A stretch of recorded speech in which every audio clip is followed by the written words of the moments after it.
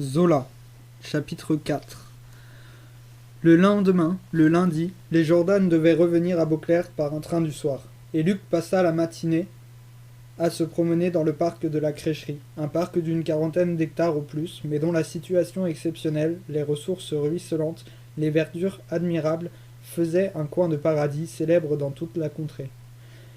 La maison d'habitation, un bâtiment de briques assez étroit, sans style, que le grand-père de Jordan avait construit du temps de Louis XVIII, sur l'emplacement de l'ancien château, brûlé pendant la Révolution, se trouvait adossée contre la rampe des Monts-Bleues une muraille escarpée et géante, qui faisait promontoire au débouché de la gorge de Brias sur l'immense plaine de la Roumagne, et le parc, abrité ainsi des vents du nord, exposé en plein milieu, semblait être une serre naturelle, où régnait un éternel printemps.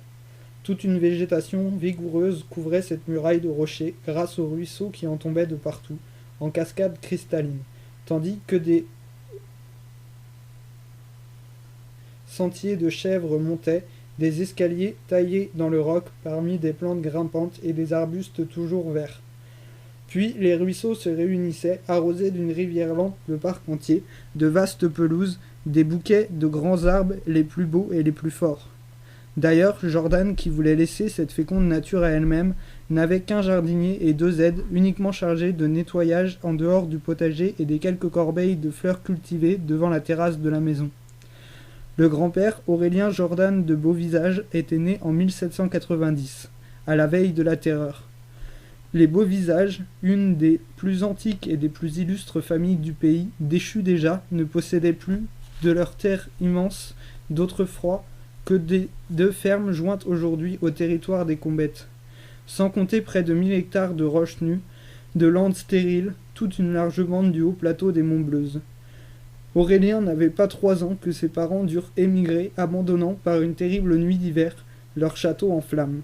Et jusqu'en 1816, il habita l'Autriche, où, coup sur coup, sa mère, puis son père, étaient morts, le laissant dans une détresse affreuse, élevé rudement à l'école du travail manuel, ne mangeant son pain que lorsqu'il l'avait gagné, comme ouvrier mécanicien attaché à une mine de fer. Il venait donc d'avoir 26 ans, lorsque sous Louis XVIII, rentrant à Beauclerc, il trouve le domaine ancestral bien diminué de nouveau, ayant perdu les 2 fermes, réduit simplement au petit parc actuel, en dehors de 1000 hectares de cailloux dont personne ne voulait. Le malheur l'avait singulièrement démocratisé. Il sentit qu'il ne pouvait plus être un Beauvisage, signa désormais Jordan tout court, épousa la fille d'un très riche fermier de Saint-Cron, dont la dot lui permit de faire construire sur les cendres du château la bourgeoise maison de briques que son petit-fils habitait encore. Mais, surtout, devenu un travailleur les mains restées noires, il se souvint de la mine de fer d'Autriche, du haut fourneau qu'il y avait desservi, et dès 1818, il chercha, il découvrit une mine semblable parmi les roches désolées de son domaine, dont il soupçonnait l'existence grâce à certains récits légendaires de ses parents. Puis, au-dessus de la crècherie, à mi-côte, il installa le haut fourneau, le premier qu'on eût bâti dans la contrée. Dès lors, il ne fut plus qu'un industriel, sans jamais réaliser de très brillantes affaires, toujours en lutte, manquant de l'argent indispensable et n'ayant à la reconnaissance du pays que le titre d'y avoir amené, par la présence de son haut fourneau, les ouvriers du fer fondateur des riches usines actuelles. Entre autres, Blaise Curignon, l'étireur qui avait fondé l'Abîme en 1823. Aurélien Jordan n'eut un fils, Séverin, à l'âge de 35 ans passés, et ce fut seulement à sa mort en 1852, lorsque ce fils le remplaça, que le haut fourneau de la crècherie prit une importance considérable. Séverin avait épousé une demoiselle, Françoise Michon, la fille d'un médecin de Magnoles, chez laquelle il révéla une femme d'une bonté exquise, d'une intelligence supérieure. Elle devint l'activité, la sagesse, la richesse de la maison. Son mari, guidé par elle, aimé, soutenu, perça de nouvelles galeries de mines, décupla l'attraction du minerai, reconstruisit presque le haut fourneau, pour le doter de tous les perfectionnements connus. Aussi, dans la grosse fortune qu'ils gagnèrent, n'eurent-ils bientôt plus que la tristesse d'être sans enfants. Ils étaient mariés depuis 10 années, et Séverin avait 40 ans déjà lorsqu'un fils, Martial, leur naquit enfin. Et 10 années plus tard, ils eurent encore une fille, Sorette. Cette fécondité tardive combla leur bonheur. La mère surtout fut une mère admirable qui enfanta une seconde fois son fils, en le disputant victorieusement à la mort, en le faisant l'intelligence de son intelligence et la bonté de sa bonté. Le docteur Michon, le grand-père, un rêveur humanitaire d'une charité divine, un fourriériste et un saint-simonien de la première heure, s'était retiré à la crècherie, où sa fille lui avait fait bâtir un pavillon, celui que Luc justement occupait. Il y était mort parmi ses livres dans la gaieté du soleil et des fleurs, et jusqu'à la mort de la mère, adorable, survenue 6 ans après celle du grand-père et du père, la crècherie vécut dans l'allégresse d'une prospérité et d'une félicité constante. Martial Jordan avait 30 ans, et Sorette 20 lorsqu'ils restèrent seuls, et il n'y avait 5 années de cela. Lui, malgré sa petite santé, les continuelles maladies dont sa mère l'avait guéri à force d'amour, était passé par l'école polytechnique. Mais, dès sa rentrée à la crècherie, abandonnant toutes les situations officielles, maître de sa destinée grâce à sa fortune considérable, il s'était pris de passion pour les recherches que les applications de l'électricité ouvraient à l'étude des savants.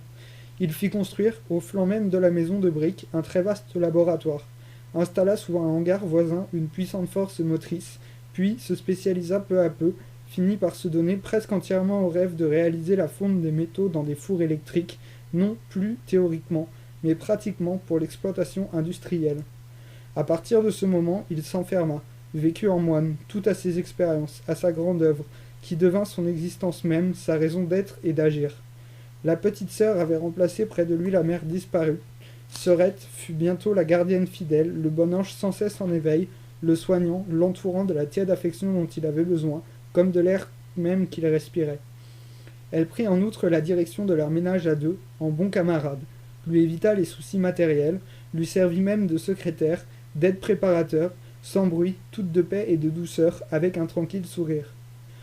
Heureusement, le haut fourneau continuait à marcher seul. Le vieil ingénieur Laroche était là depuis plus de 30 ans, légué par le fondateur, Aurélien Jordan, de sorte que le Jordan actuel, enfoncé dans ses expériences de laboratoire, pouvait se désintéresser complètement des réalités présentes.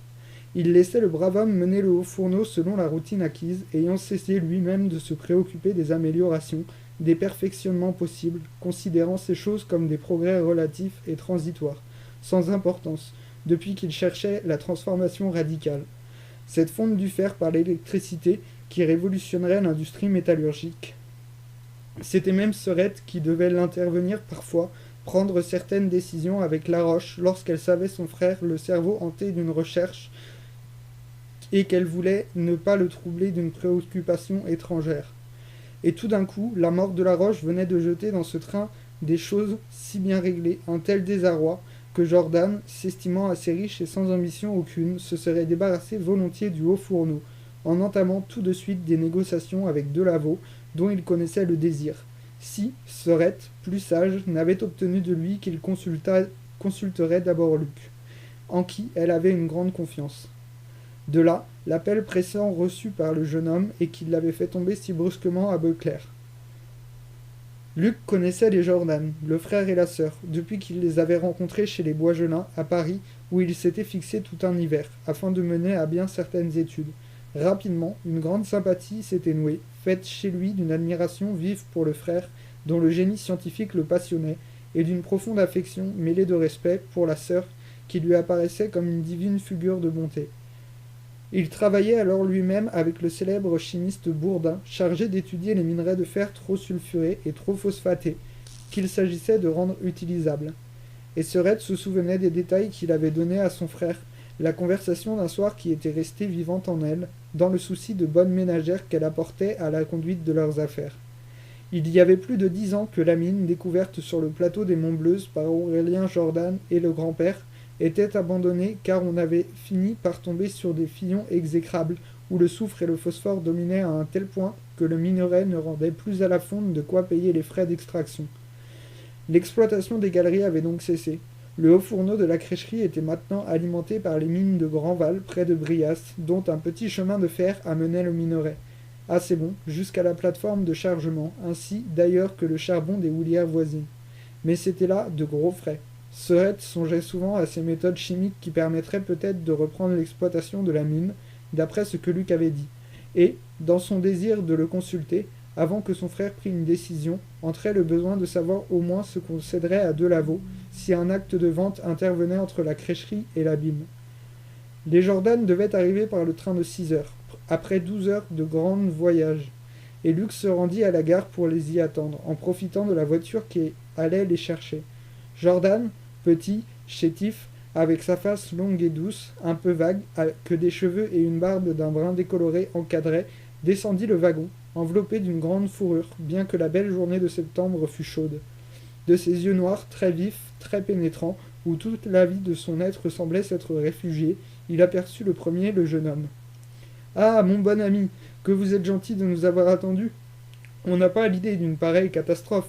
Ce pauvre cousin, tout seul, là-bas, qu'il nous a fallu aller enterrer, et moi qui ai l'exécration des voyages. Enfin, c'est fini, nous voilà. » « En bonne santé tout de même, et sans trop de fatigue, demanda Luc. « Non, pas trop, j'ai pu dormir, heureusement. » Mais Serette, après s'être assurée qu'on n'oubliait aucune des couvertures emportées par précaution, arrivait à son tour. Elle n'était point jolie, petite elle aussi, pâle et sans teint, d'une insignifiance de femme qui se résignait à son rôle de bonne ménagère et de garde-malade. Pourtant, ses sourires tendres éclairaient d'un charme infini son visage effacé, où elle n'avait également de beaux yeux que des yeux de passion, au fond desquels brûlait tout le besoin d'amour refoulé en elle, et qu'elle même ignorait. Elle n'avait encore aimé que son frère, elle l'aimait en fille cloîtrée qui faisait à son Dieu le sacrifice du monde. Et tout de suite, avant de s'adresser à Luc, elle lui cria « Martial, fais attention, tu devrais mettre ton foulard !»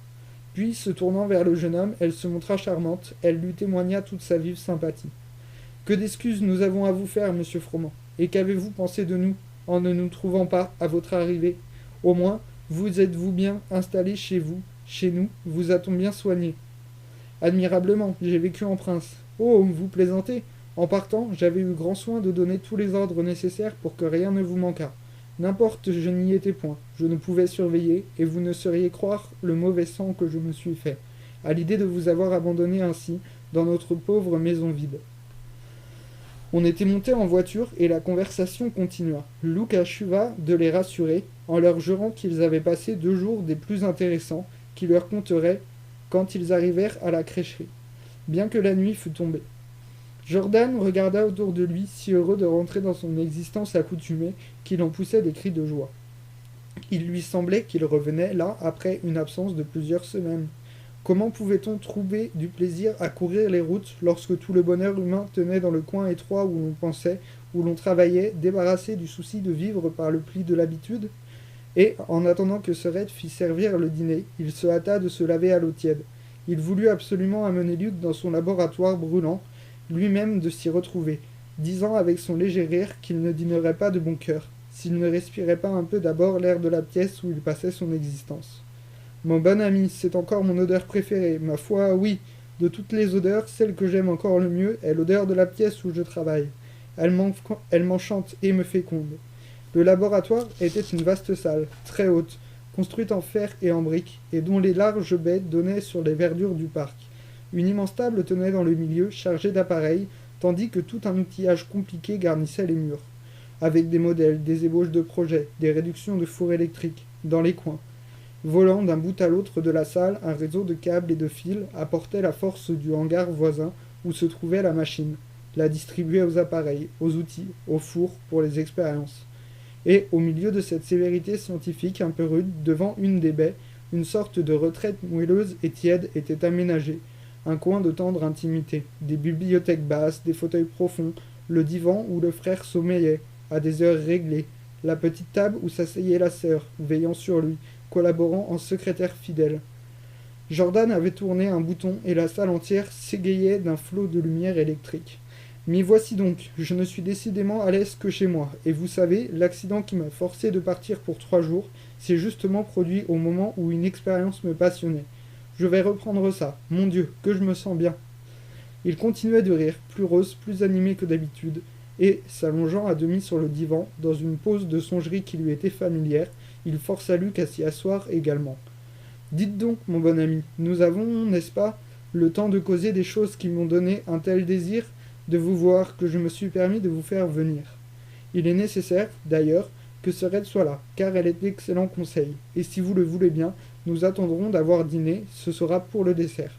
Ah, que je suis heureux de vous tenir là en face de moi, pour vous dire en attendant où en sont mes recherches. Ça ne va guère vite, mais je travaille, et vous le savez, c'est la grande affaire. Il suffit qu'on travaille 2 heures par jour pour que le monde soit conquis. » Et le silencieux parla, raconta ses travaux qu'il ne confiait à personne, excepté aux arbres de son parc. Ainsi qu'il le disait plaisamment, le four électrique pour la fonte des métaux déjà trouvé, il n'en avait d'abord cherché que l'application pratique à la fonte du minerai de fer.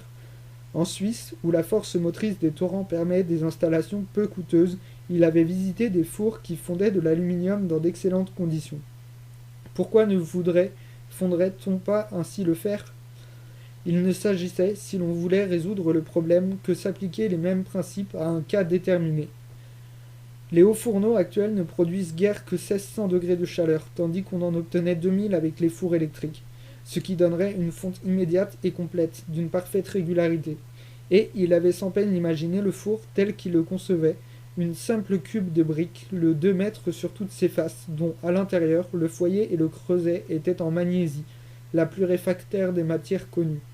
Il avait également calculé et déterminé le volume des électrodes, 2 gros cylindres de charbon, et sa première trouvaille réelle était d'avoir compris qu'il pourrait leur emprunter directement le carbone nécessaire pour désoxygéner le minerai, de sorte que l'opération de la fonte serait singulièrement simplifiée, presque sans scorie encombrante.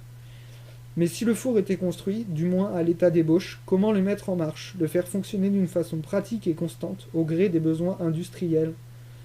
Tenez, dit-il en montrant d'un geste un modèle, dans un coin du laboratoire, le voilà, mon four électrique.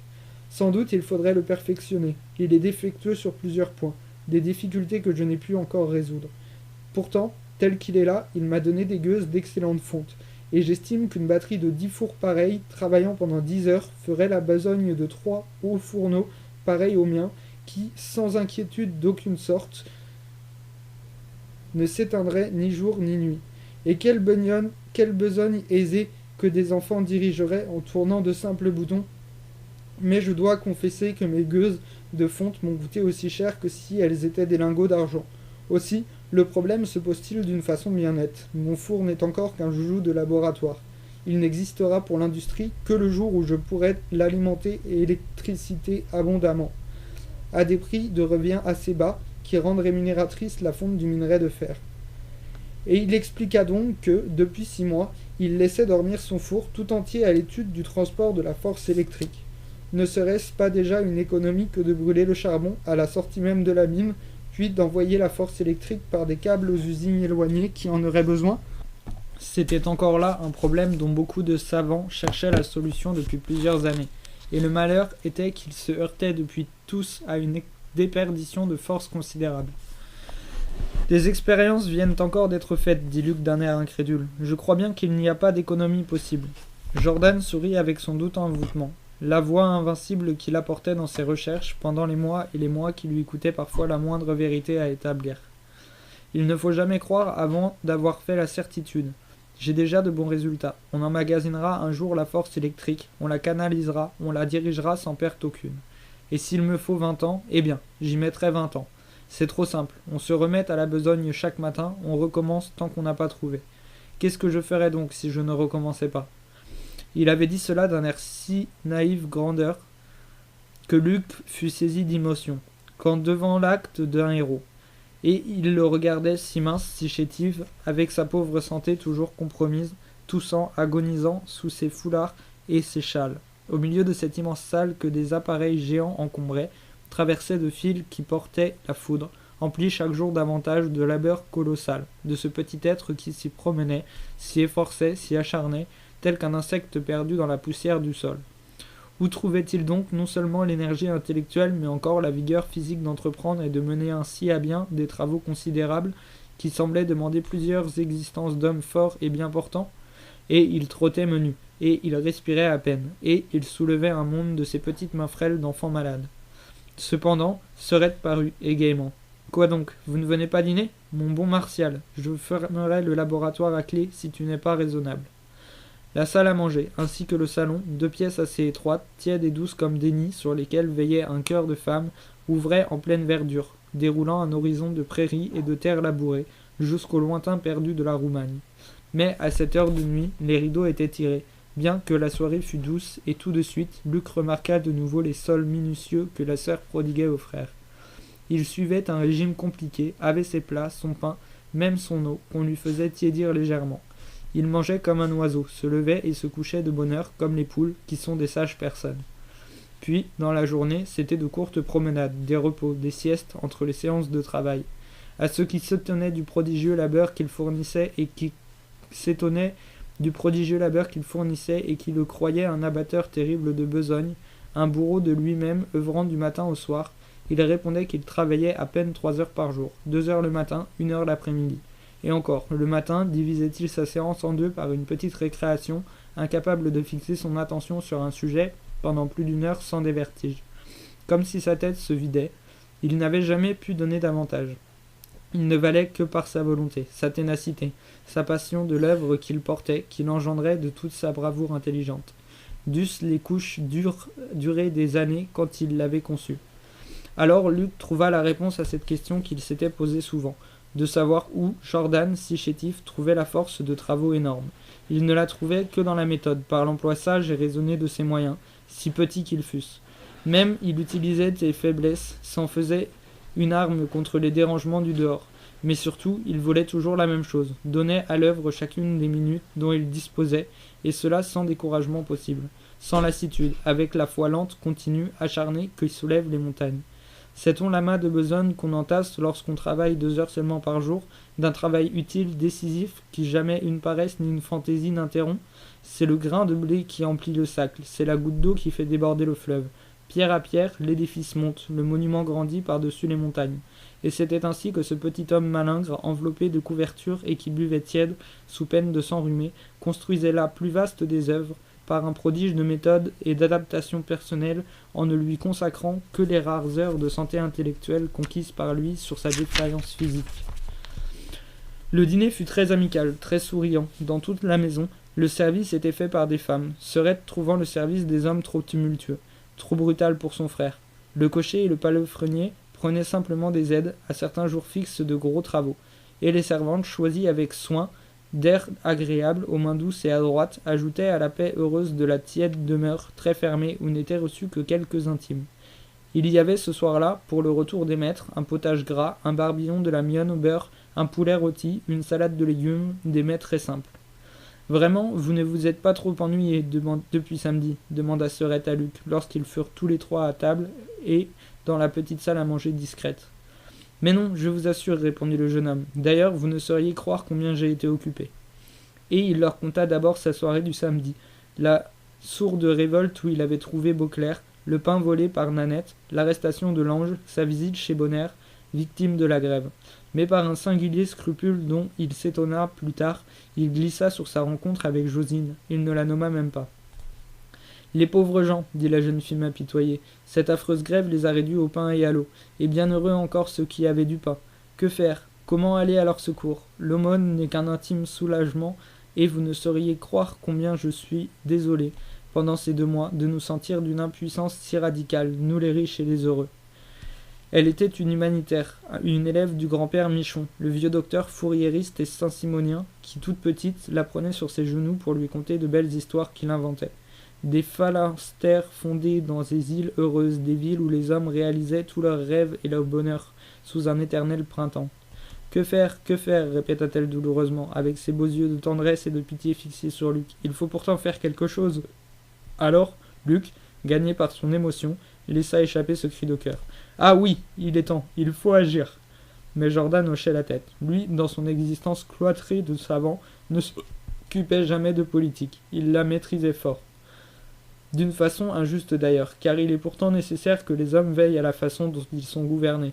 Seulement, du haut de l'absolu où il vivait, il considérait comme négligeables les événements, les accidents d'un jour, simple chaos du chemin. Selon lui, c'était uniquement la science qui menait l'humanité à la vérité, à la justice, au bonheur final, à cette cité parfaite de l'avenir vers laquelle les peuples se dirigent, d'un train si lent et si plein d'angoisse. À quoi bon, dès lors, s'embarrasser du reste? Ne suffisait-il pas que la science marchât? Et elle marchait quand même. Chacune de ses conquêtes était définitive, au bout, quelles que fussent les catastrophes de la route. Il y avait la victoire de la vie, l'humanité ayant enfin rempli sa destinée. Et très doux, très pitoyable comme sa sœur, il se bouchait les oreilles à la bataille contemporaine. Il s'enfermait dans son laboratoire où il fabriquait, disait-il, du bonheur pour demain. Agir, déclara-t-il à son tour. La pensée est un acte et le plus fécond qui puisse influer sur le monde. Savons-nous les semences qui sont en train de germer? Si tous ces misérables me déchirent l'âme, je ne m'inquiète pas, car la moisson doit forcément pousser à son heure.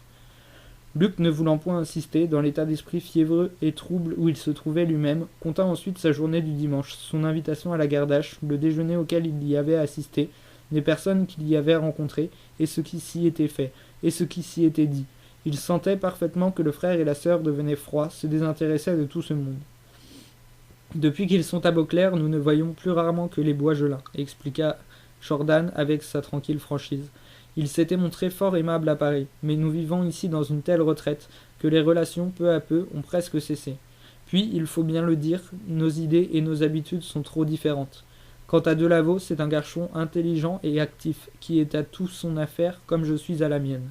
Et j'ajoute que j'ai la terreur de la belle société de Beauclerc, à ce point que je lui ferme étroitement ma porte, ravi de l'indigner et de rester à l'écart en fou dangereux. Sorette se mit à rire. Martial exagère. Je reçois l'abbé Marle, qui est un brave homme, ainsi que le docteur Novart et l'instituteur Hermeline, dont la conversation m'intéresse. Et, s'il est vrai que nous en sommes à des rapports de simple courtoisie avec les hôtes de la Gardache, je n'en garde pas moins une amitié sincère à madame Boisgelin. Si bonne, si charmante. Jordan se plaisait à la taquiner parfois. Dis alors que c'est moi qui fais fuir le monde et que, si je n'étais pas là, tu ouvrirais la porte à deux battants. Mais sans doute, cria-t-elle avec gaieté, la maison est ce que tu la désires. Veux-tu que je donne un grand bal où j'inviterai le sous-préfet Châtelard, le maire Gourrier, le président Gaume, le capitaine Jolivette, et les Mazel, et les Boisgelin, et les Delaveau? Tu ouvriras le bal avec madame Mazel. Ils plaisantèrent encore, très heureux, ce soir-là, de leur retour au nid fraternel, et de la présence de Luc. Puis, au dessert, la grosse question sérieuse fut enfin abordée. Les deux servantes, si muettes, si légères, s'en étaient allées, avec leurs souliers feutrés qui ne faisaient aucun bruit. Et la paisible salle à manger avait l'infinie douceur des intimités tendres où les cœurs et les cerveaux s'ouvrent librement. Voici donc, mon ami, dit Jordan, ce que je désire de votre bonne amitié. Vous étudierez la question, vous me direz simplement ce que vous feriez à ma place. Il reprit toute l'affaire, il expliqua dans quelle disposition d'esprit il se trouvait. Depuis longtemps, il se serait débarrassé du haut fourneau, si l'exploitation n'en avait pas, pour ainsi dire, marché d'elle seule, d'un train immuable que la routine réglait. Les gains restaient suffisants, mais ils n'entraient pas en compte à ses yeux, car il s'estimait assez riche. Et d'autre part, pour les doubler et les tripler, il aurait fallu faire renouveler une partie du matériel, améliorer le rendement, se donner tout entier en un mot. C'était ce qu'il ne pouvait ni ne voulait faire, d'autant plus que ces hauts fourneaux antiques, d'une méthode selon lui enfantine et barbare, ne l'intéressaient pas, ne pouvaient lui être d'aucune utilité pour les expériences des fontes électriques qui le passionnaient. Et il avait laissé aller le sien, s'occupant le moins possible, attendant l'occasion de ne plus s'en occuper du tout. Vous comprenez, n'est-ce pas, mon ami? Alors brusquement, voilà mon vieux Laroche qui meurt, et toute l'exploitation, tous les soucis me retombent sur les épaules. Vous ne vous imaginez pas ce qu'il y aurait à faire, une vie d'homme y suffirait à peine, si l'on voulait s'y mettre sérieusement. Or, pour rien au monde, je n'abandonnerai mes études, mes recherches, et le mieux est donc que j'y vende, j'y suis à peu près résolu. Mais je tiens à connaître d'abord votre opinion. Luc comprenait, trouvait ces choses raisonnables. Sans doute, répondit-il, vous ne pouvez changer vos travaux, votre existence entière. Vous et le monde y perdriez trop. Pourtant, réfléchissez encore, il est peut-être d'autres solutions. Et puis, pour vendre, il vous faut un acheteur. Oh, reprit Jordan, j'ai l'acheteur. Ce n'est pas d'hier que Delaveau rêve de joindre le haut fourneau de la crècherie à ses aciéries de l'abîme. Il m'a tâté déjà. Je n'aurai qu'un signe à faire. Au nom de Delaveau, Luc eut un brusque mouvement, car il s'expliquait enfin pourquoi celui-ci s'était montré si inquiet, si pressant dans ses questions. Et comme son hôte, ayant surpris son geste, lui demandait s'il avait quelque chose à dire contre le directeur de l'abîme. Non, non, je le crois, c'est ainsi que vous, un homme intelligent et actif. C'est cela même, continua Jordan. L'affaire serait entre des mains expertes. Il faudrait, je le crains, prendre des arrangements, accepter des paiements et de très longues échéances, car l'argent lui manque. Boisgelin n'a plus de capitaux disponibles, mais peu m'importe, je puis attendre, des garanties sur l'abîme me suffiraient. En s'arrêtant, regardant Luc bien en face, il conclut. Voyons, me conseillez-vous d'en finir, de traiter avec Delaveau ? Le jeune homme ne répondit pas tout de suite. Un malaise, une invisible répugnance montait de tout son être. Qu'était-ce donc? Pourquoi s'indignait-il? Se révoltait-il? Comme si, en conseillant de livrer le haut fourneau à cet homme, il eût commis une action mauvaise dont il garderait le remords. Cependant, il ne trouvait aucune bonne raison qui l'autorisât à conseiller le contraire, et il finit par répéter « Certainement, tout ce que vous me dites est fort sage, je ne puis que vous approuver. Seulement, réfléchissez, réfléchissez encore. » Jusque-là, Sorette avait écouté très attentivement, sans intervenir. Elle semblait partager le lourd malaise de Luc, elle jetait par instant un regard sur lui, dans l'attente inquiète de ce qu'il allait répondre. « Il n'y a pas que le haut fourneau, dit-elle enfin. Il y a aussi la mine, tous ces immenses terrains rocailleux qui l'accompagnent et ne peuvent, il me semble, s'en détacher. » Son frère eut un geste d'impatience, dans le désir où il était de se débarrasser vite et d'un seul coup. « Delaveau prendra les terrains aussi, s'il les désire. Que veux-tu que nous en fassions? Des roches pelées, calcinées, où les ronces elles-mêmes refusent de pousser. Cela est sans valeur, puisque maintenant, la mine n'est plus exploitable. » « Est-ce bien sûr qu'elle n'est plus exploitable ?» insista-t-elle. « Je me souviens, monsieur Froment, que vous nous avez conté un soir comment on était arrivé à exploiter dans l'Est des minerais tout à fait défectueux grâce à un procédé chimique. Pourquoi n'a-t-on pas encore essayé de ce procédé là-haut chez nous? » De nouveau, Jordan leva désespérément ses deux bras au ciel. « Pourquoi, ma chérie? Parce que la roche était incapable d'avoir une initiative, parce que moi-même je n'ai pas eu le temps de m'en occuper, parce que les choses marchaient d'une certaine façon et ne pouvaient pas marcher d'une autre. Vois-tu, si je vends, c'est justement pour ne plus en entendre parler, puisqu'il est radicalement impossible que je dirige l'affaire et que cela me rend malade. » Il s'était mis debout, et elle se tut, en le voyant s'agiter dans la crainte de lui donner la fièvre. « À certaines heures, continua-t-il, j'ai envie d'appeler Delaveau, pour qu'il prenne tout, même si je ne paye rien. Et c'est comme ces fours électriques dont je recherche la solution si passionnément. Je n'ai jamais voulu les mettre moi-même en œuvre, battre monnaie avec, car le jour où je les aurai trouvés, je les donnerai à tous, pour la fortune et le bonheur de tous. Allons, ces choses entendues. Du moment que notre ami estime mon projet raisonnable, nous étudierons demain la session ensemble, et j'en finirai. » Puis, comme Luc ne répondait plus, dans sa répugnance, désireux de ne pas s'engager davantage, il s'excita encore. Il lui proposa de monter un instant, voulant savoir par lui-même comment le haut fourneau s'était comporté pendant ces 3 jours d'absence. « Je ne suis pas sans inquiétude. Depuis une semaine que la roche est morte, je ne l'ai pas remplacé. J'ai laissé mon maître fondeur, Morfin, diriger le travail. C'est un homme admirable. Il est né là-haut, il a grandi dans le feu. Mais tout de même, la responsabilité est lourde, pour un simple ouvrier comme lui. » Saisie de crainte, Sorette voulut intervenir, suppliante. « Oh, Martial, toi qui rentres de voyage, qui es fatigué, tu ne vas pas sortir ainsi à 10 heures du soir ?» Alors il redevint très doux, il l'embrassa. « Laisse donc, petite sœur, ne te tourmente pas. Tu sais bien que j'en en fais jamais plus que je ne peux. Je t'assure que je dormirai mieux quand je me serai contenté. La nuit n'est pas froide, et je vais prendre ma fourrure. » Elle-même lui noua un gros foulard autour du cou, et elle l'accompagna jusqu'au bas du perron, pour s'assurer que la soirée était en effet délicieuse, un bon sommeil des arbres, des eaux et des champs, sous un ciel de velours sombre criblé d'étoiles. « Monsieur Froment, vous savez que je vous le confie, ne le laissez pas trop s'attarder. » Les 2 hommes prirent tout de suite, derrière la maison, les 3 escaliers taillés de pierre, qui montaient au palier rocheux sur lequel le haut fourneau était construit, à mi-côte de la rampe géante des Montbleuses. C'était, parmi les pins et les plantes grimpantes, un véritable labyrinthe d'un charme infini.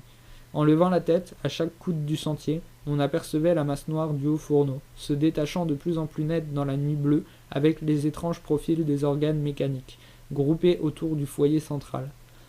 Jordan montait le premier, à légers pas menus, et comme il débouchait enfin sur le palier, il s'arrêta devant un amas de roches où luisait l'étoile d'une petite lumière. « Attendez, dit-il, je vais m'assurer que Morfin n'est pas chez lui. »« Où donc chez lui ?» demanda Luc étonné. « Mais là, dans ces anciennes grottes qu'il a transformées en une sorte de logement, et d'où il s'entête avec son garçon et sa fille, malgré les offres que je lui ai faites d'une petite maison plus habitable. » Dans la gorge de Brias, toute une population pauvre occupait des trous pareils.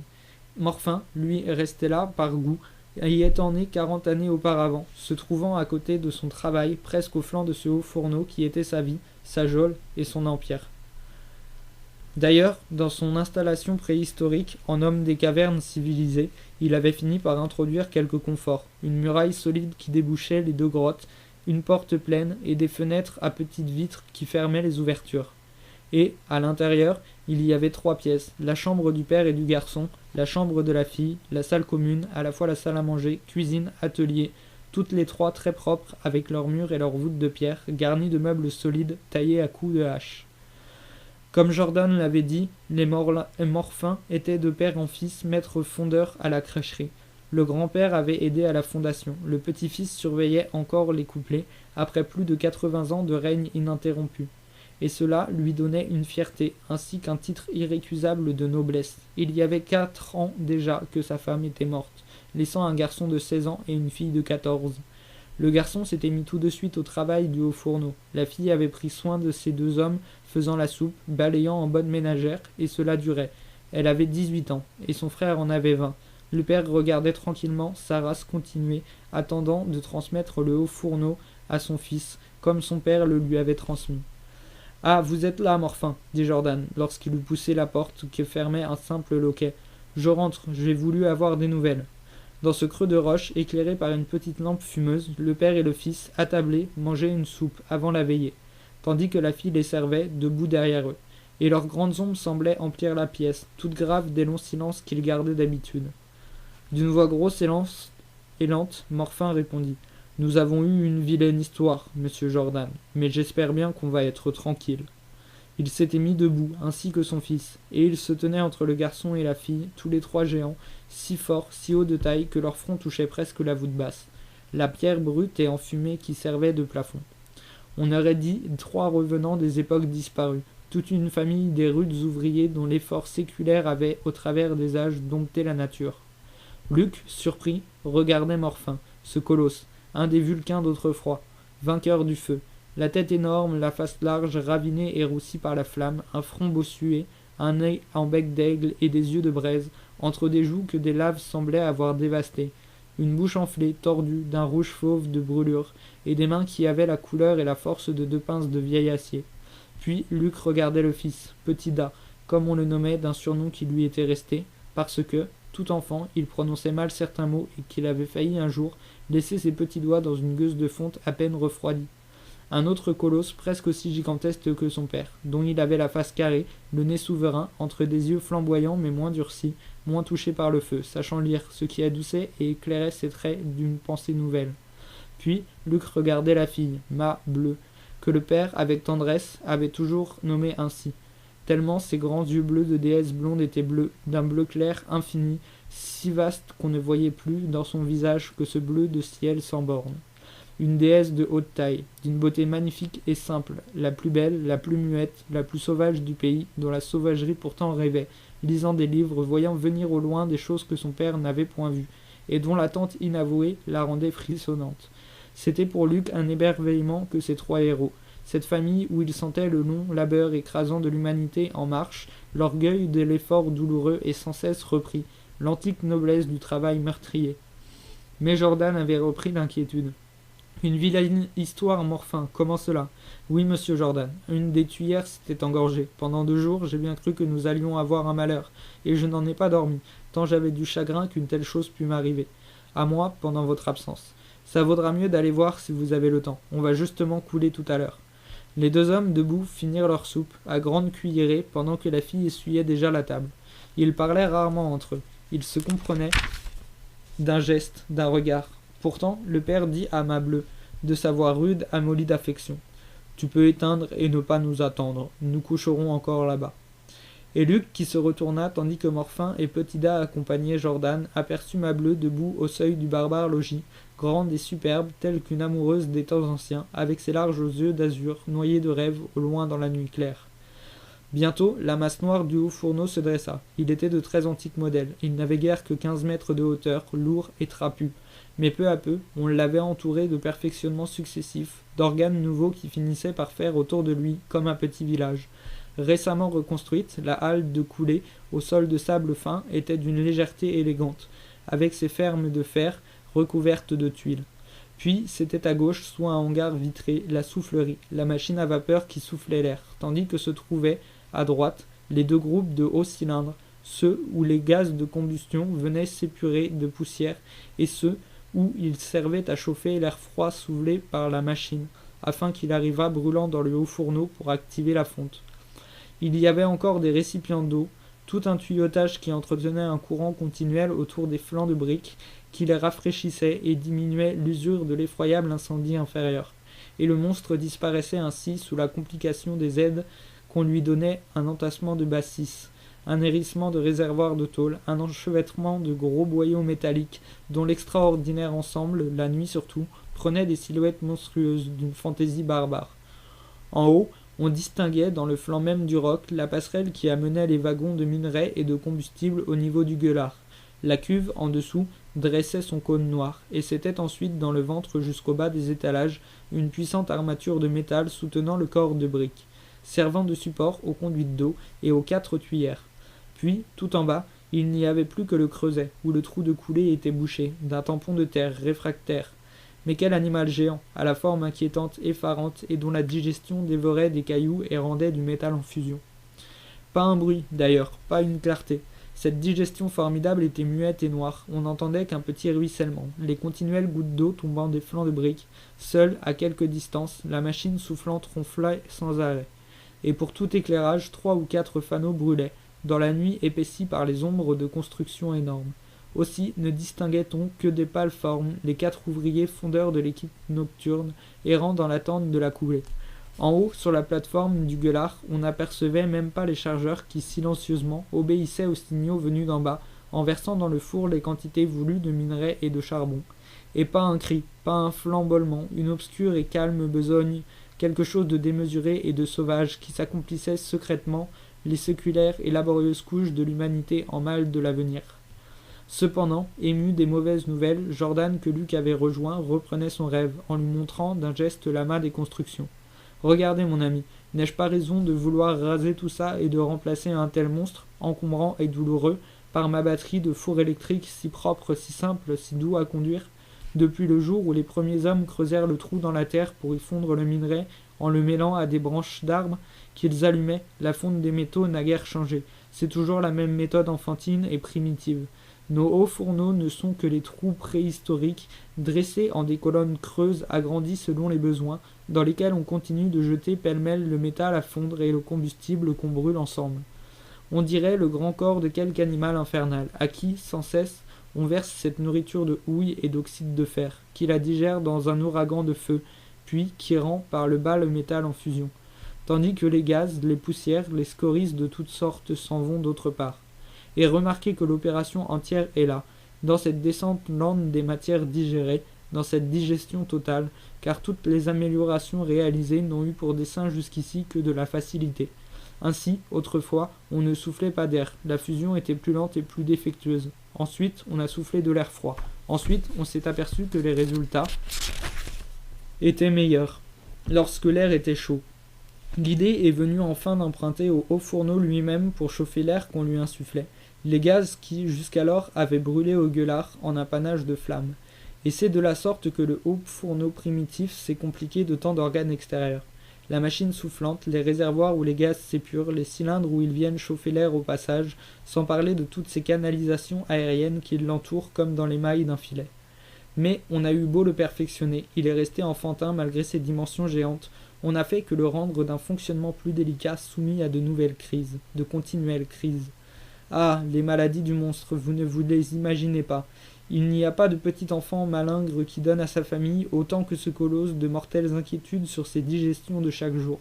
6 chargeurs en haut, 8 fondeurs en bas, et des chefs et un ingénieur sont sans cesse là, jour et nuit, en 2 équipes, à s'occuper des aliments qu'on lui fournit, des matières qu'il rend, pris de crainte à ses moindres dérangements de corps quand la coulée n'est pas satisfaisante. Voici bientôt 5 ans que celui-ci est allumé, sans que le feu intérieur ait, une seule minute, arrêté son œuvre, et il peut brûler pendant 5 années encore, avant qu'on l'éteigne, pour des réparations. Si l'on tremble, si l'on veille sur son bon fonctionnement avec tant de soin, c'est que l'Éternel menace et qu'il s'éteigne de lui-même, dans quelque catastrophe d'entrailles dont on n'aurait pas prévu la gravité, et s'éteindre, pour lui, c'est la mort. Ah, mes petits fours électriques, que des gamins pourront conduire. Ils ne troubleront plus les nuits de personne, et ils seront si bien portants, si actifs, si dociles. Luc ne put s'empêcher de rire, égayé par la passion tendre que Jordan mettait dans ses recherches de savant. Mais Morfin, suivi de Petit Da, les avait rejoints, et il indiquait, sous la pâle lueur d'un fanal, un des 4 conduits de fonte, qui, à 3 mètres de hauteur, se coudait et pénétrait dans les flancs du colosse. « Tenez, monsieur Jordan, c'est cette tuyère-là qui s'était engorgée, et le malheur a voulu que je fusse rentré me coucher, de sorte que je me suis aperçu de la chose le lendemain seulement. Comme l'air cessait d'arriver, un refroidissement s'est produit, tout un bloc a dû se prendre, et il y a eu un accrochage de matière, qui a fait une voûte. Rien ne descendait plus, je n'ai été averti qu'au moment de la coulée, en voyant les laitiers sortir en une bouillie épaissie, déjà noire. Et vous comprenez ma peur, que je me souvenais de notre malheur d'il y a 10 ans, lorsqu'il a fallu démolir tout un coin du fourneau après une histoire pareille. Jamais il n'avait tant parlé, sa voix tremblait au souvenir de l'accident ancien, car il n'est point de plus terrible maladie que ces coups de froid, qui laissent le charbon s'éteindre, qui solidifient le minerai en une roche compacte. Le cas est mortel, lorsqu'on ne parvient pas à rallumer le brasier. De proche en proche, toute la masse se refroidit, finit par faire corps avec le fourneau lui-même, et il n'y a plus qu'à démolir celui-ci, à l'abattre comme un vieux donjon comblé de pierres, désormais inutile.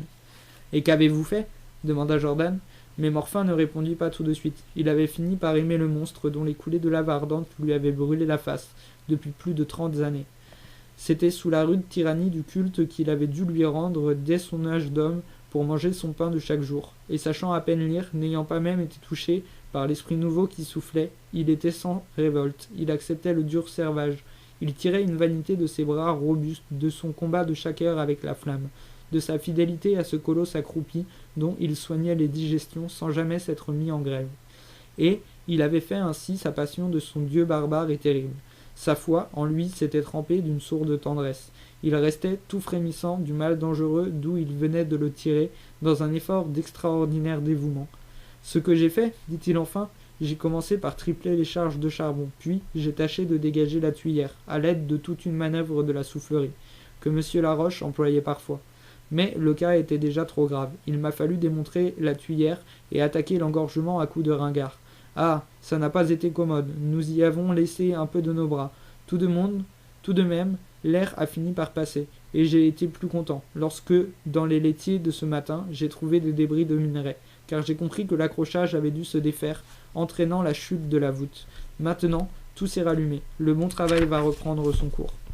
D'ailleurs, nous allons savoir, la coulée nous dira où nous en sommes. » Et bien que, épuisé par un si long discours, il ajouta d'un ton plus bas.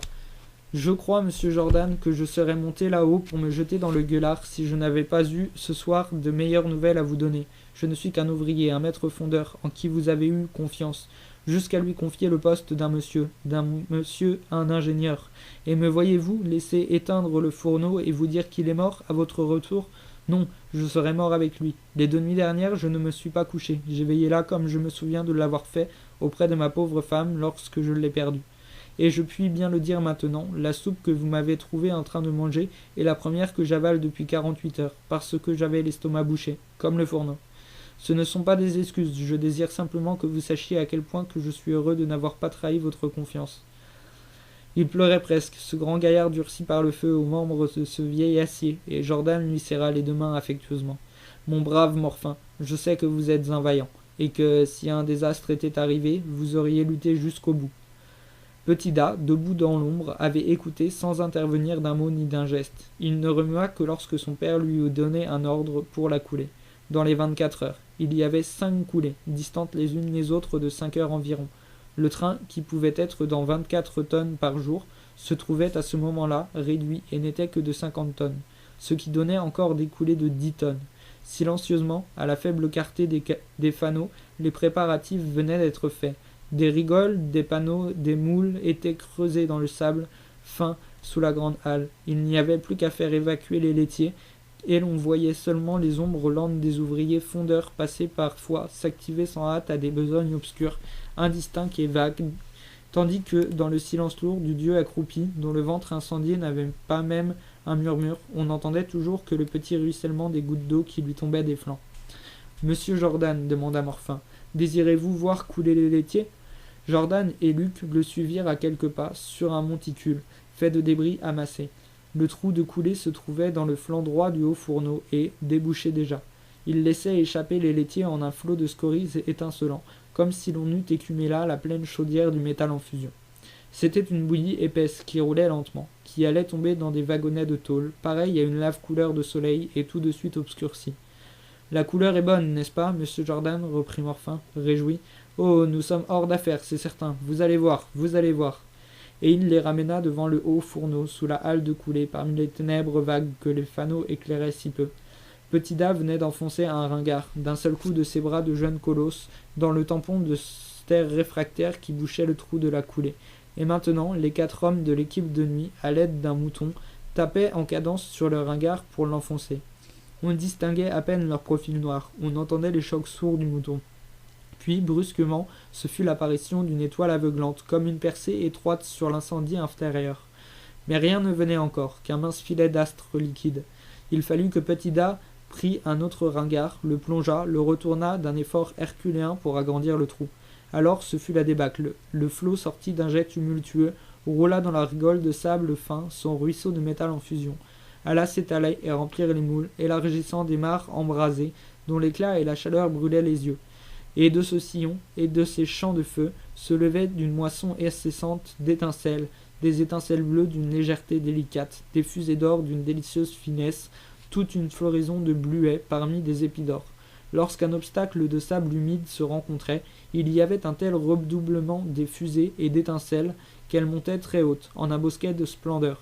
Soudainement, comme au lever d'un soleil miraculeux, une aurore intense avait grandi, éclairant le haut fourneau d'un coup, les lumières crues, ensoleillant les dessous de la halle, les fermes de fer et les solives, dont les moindres arêtes apparurent. Tout jaillit de l'ombre avec une extraordinaire puissance évocatrice. Les constructions voisines, les divers organes du monstre, les ouvriers de l'équipe de nuit si fantomatique, jusque-là brusquement réels, destinés à un travail d'énergie inoubliable tel que les obscurs héros du travail entrés d'un coup dans une gloire. Et le flamboiement ne s'arrêtait pas là. La grande lueur d'aurore gagnait les environs, tirait les ténèbres de la rampe des monts Bleuses, allait se refléter jusque sur les toits endormis de Beauclerc et se perdre au loin dans l'immense plaine de la Roumagne. Elle est superbe cette coulée, dit Jordan, qui étudiait la qualité de la fonte à la couleur et à la limpidité du jet. Morphin triomphait modestement. Oui, oui, monsieur Jordan, c'est du bon travail, comme on pouvait l'espérer. Je suis content tout de même que vous soyez venu voir ça, vous n'aurez plus d'inquiétude. Cependant, Luc s'intéressait aussi à l'opération. La chaleur était si forte qu'il en sentait la cuisson à travers ses vêtements. Peu à peu, tous les moules s'étaient remplis. Le sable fin de la halle se trouvait changé en une mer incandescente. Et quand les 10 tonnes de métal eurent coulé, il y eut encore, sortant du trou, une tempête dernière, une énorme poussée de flammes et d'étincelles. C'était la machine soufflante qui achevait de vider le creuset et dont le vent passait librement en une rafale d'enfer. Mais déjà, les gueuses se refroidissaient. L'aveuglante lumière blanche passait au rose, au rouge, puis au brun. Les étincelles avaient cessé, le champ des bluets d'azur et des épis d'or était moissonné, et rapidement l'ombre retomba, les ténèbres noyèrent la halle, le haut fourneau, les constructions voisines, tandis que les fanaux semblaient rallumer leurs étoiles pâles. Et l'on ne distingua plus qu'un groupe d'ouvriers vagues s'agitant. Petit Da aidé de ceux camarades rebouchant le trou de coulée avec un nouveau tampon de terre réfractaire, dans le grand silence de la machine soufflante qu'on venait d'arrêter pour permettre ce travail. « Dis donc, mon brave Morphin, reprit Jordan, rentrez vous coucher, n'est-ce pas ?»« Oh non, je reste ici cette nuit encore. Comment, vous allez veiller, et ce sera votre 3e nuit blanche ?»« Non, il y a là, au poste de veillée, un lit de camp où l'on dort très bien. Mon fils et moi, nous nous relèverons. Nous ferons à tour de rôle des factions de 2 heures. Mais c'est inutile, puisque nous voilà rassurés. Voyons, Morphin, soyez raisonnable. Rentrez vous coucher dans votre lit. »« Non, non, monsieur Jordan. Laissez-moi faire à ma tête. Il n'y a plus de danger, mais j'aime mieux me rendre compte par moi-même jusqu'à demain. C'est mon plaisir. » Et Jordan et Luc durent le laisser là, après lui avoir serré la main. Et Luc était ému, emportait l'impression d'une haute figure, tout le passé du travail douloureux et docile, toute la noblesse du long travail écrasant de l'humanité pour arriver au repos, au bonheur. Cela partit des antiques Vulcains qui avaient dompté le feu, autant héroïque que Jordan rappelait lorsque les premiers fondeurs refusaient le minaret dans un trou creusé en terre où il brûlait du bois. Ce jour-là, le jour où l'homme conquit le fer et le façonna, il devint le maître du monde, l'ère civilisée s'ouvrit. Et Morphin, vivant dans son creux de roche, tout à la peine et à l'orgueil de son effort, apparaissait à Luc comme le descendant immédiat de ces ouvriers primitifs, dont le lointain atavisme se retrouvait en lui, silencieux, résigné, donnant ses muscles sans une sueur répandue, sans une plainte, ainsi qu'à l'aube des sociétés humaines. Que de sueur répandue, que de bras lassés et brisés depuis des 1000 ans. Et rien ne changeait. Le feu conquis avait encore ses victimes, ses esclaves qui l'entretenaient, qui se brûlaient le sang à le dompter toujours, pendant que les privilégiés de ce monde vivaient de paresse, en de fraîches demeures. Morfin, tel qu'un héros légendaire, n'avait pas même l'air de se douter de l'iniquité monstrueuse, ignorant les révoltes, l'orage qui grondait, impassible à son poste meurtrier, où ses pères étaient morts, où il mourait lui-même consumé, holocauste social d'une obscure grandeur. Et Luc, ensuite, évoquait une autre figure, celle de Bonner, l'autre héros du travail, en lutte avec les oppresseurs, les exploiteurs, pour que la justice régnât, se dévouant à la cause des camarades jusqu'au sacrifice de son pain. Toute cette chair souffrante n'avait-elle pas assez gémi sous les fardeaux, et l'heure n'était-elle pas venue de la délivrance de l'esclave, même admirable dans son effort, enfin libre citoyen d'une société fraternelle où la paix naîtrait de la juste répartition du travail et de la richesse? Mais comme Jordan, en redescendant l'escalier, taillé dans le roc, s'était arrêté à la hutte d'un gardien de nuit pour donner un ordre, Luc eut une singulière vision qui s'acheva de l'émouvoir. Derrière les buissons, parmi de roches écroulées, il aperçut distinctement un couple, deux ombres qui passaient, les bras à la taille, les bouches fondues en un baiser, et il reconnut la fille grande, blonde, superbe, mât bleu, avec ses yeux bleus qui lui tenaient tout le visage. Et le garçon était sûrement Achille Gourier, le fils du maire, ce beau et fier garçon dont il avait remarqué l'attitude à la gardache, si méprisante pour cette bourgeoisie en décomposition dont il était un des fils révoltés. Toujours en chasse, toujours en pêche. Il vivait ses vacances par les sentiers escarpés des monts Bleuses, le long des torrents, au fond des sapinières. Sans doute il s'était pris de passion pour cette fille sauvage, si belle, autour de laquelle tant d'amoureux rôdaient en vain, et elle-même devait s'être laissée vaincre par la venue de ce prince charmant, qui lui apportait l'au-delà, le rêve délicieux de demain, dans la rudesse de son désert. Demain, demain, n'était-ce pas demain qu'on se levait dans les grands yeux bleus de ma bleue, lorsqu'elle songeait sur le seuil de son trou de rocher, les regards perdus au loin? Le père et le frère veillaient là-haut, et elle s'échappait parmi les pentes escarpées. Et demain était pour elle ce grand garçon tendre, ce fils de bourgeois qui lui parlait gentiment, comme à une dame, en lui jurant de l'aimer toujours. Luc saisi eut d'abord un serrement de cœur, à l'idée de la douleur du père, s'il apprenait l'aventure. Puis son cœur se noya de tendresse, un souffle caressant d'espoir lui vint de ce libre amour si doux.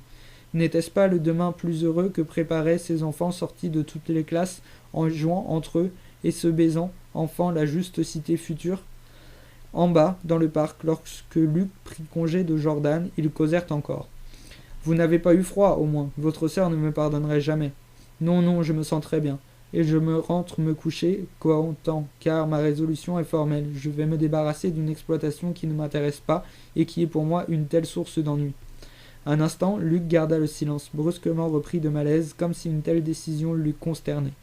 Et en quittant son ami, dans une dernière poignée de main. « Attendez donc, laissez-moi la journée pour réfléchir, et demain soir nous recauserons. Vous vous déciderez. » Luc ne se coucha pas de suite. Il occupait dans le pavillon autrefois bâti pour le grand-père maternel de Jordan, le docteur Michon, la vaste chambre où celui-ci avait vécu les dernières années de sa vie au milieu de ses livres. Et, depuis 3 jours, il en aimait l'odeur du travail, la bonhomie et la paix profonde. Mais ce soir-là, dans la fièvre de doute où il se trouvait, il étouffa en y rentrant. Il ouvrit toute grande une des fenêtres, s'y accouda, pour se calmer un peu, avant de se mettre au lit. Cette fenêtre donnait sur la route qui menait de la crècherie à Beauclerc, en face des champs incultes semés de roches, s'étendait, et au-delà, on distinguait l'amas confus des toits de la ville endormie. Pendant quelques minutes, Luc respira largement les souffles d'air qui montaient des champs sans bornes de la Roumagne. La nuit restait humide et tiède, une clarté bleue tombait du ciel étoilé, largement voilé de brume, et il écouta d'une oreille distraite d'abord les bruits lointains, dont frissonnaient les ténèbres, puis il reconnut les coups sourds et rythmés des marteaux de l'abîme, la forge du Cyclope où, nuit et jour, retentissait l'acier. Il leva les yeux, chercha le haut fourneau de la crècherie, muet et noir, noyé dans la barre d'encre que le promontoire des Montbleuses faisait sur le ciel. Ses regards s'abaissèrent, se reportèrent sur les toitures entassées de la ville, dont le lourd sommeil semblait comme bercé par l'ébranlement cadencé des marteaux. Pareil au loin à la respiration oppressée et courte d'un travailleur géant, quelque Prométhée douloureux, enchaîné à l'éternel travail. Et son malaise en fut accru, sa fièvre ne se calmait pas, les gens et les choses de ces 3 derniers jours se levaient en foule dans sa mémoire, défilait en une bousculade tragique dont il aurait voulu fixer le sens, le tourmentait du problème peu à peu aggravé en lui et qui maintenant le laisserait sans sommeil tant qu'il n'aurait pas trouvé la solution. Mais il crut entendre, en dessous de la fenêtre, de l'autre côté de la route, parmi les broussailles et les roches, un autre bruit si léger, si doux qu'il ne put le définir. Était-ce donc le battement d'ailes d'un oiseau, le frôlement d'un insecte dans les feuilles? Il regarda. Il ne vit rien que la houle de l'ombre à l'infini. Sans doute, il s'était trompé. Puis le bruit recommença, plus voisin. Intéressé, saisi d'une émotion dont il s'étonnait lui-même, il s'efforça de percer les ténèbres. Il finit par apercevoir une forme vague, délicate et fine, qui semblait flotter à la pointe des herbes. Et il ne s'en expliquait pas la nature. Il croyait à une illusion lorsque, d'un léger saut de chèvre sauvage, une femme traversa la route et lui lança un petit bouquet, si adroitement qu'il le reçut au visage, ainsi qu'une caresse. C'était un petit bouquet d'œillets de montagne, cueilli parmi les roches, et d'une odeur si puissante qu'il en fut tout parfumé. Josine, il devina Josine. Il la reconnut à ce nouveau graciement, remerciement de son cœur, à ce geste adorable d'infinie gratitude. Et cela était écrit. Dans cette obscurité, à cette heure tardive, sans qu'il s'expliquât comment elle était là, si elle avait guetté sa rentrée, de quelle façon elle avait pu s'échapper et venir, Ragout peut-être étant d'une équipe de nuit. Déjà, sans une parole, n'ayant voulu que se donner avec ses fleurs un peu âpres, si gentiment lancées, elle fuyait, elle se perdait dans les ténèbres de la lande inculte.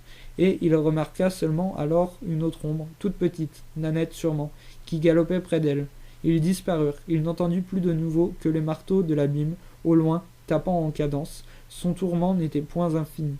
Mais tout son cœur venait d'être réchauffé d'une force invincible. Et il respira délicieusement le petit bouquet. Ah, bonté qui est le lien fraternel, tendresse qui seule fait du bonheur, amour qui sauvera et qui refera le monde. Fin du chapitre 4.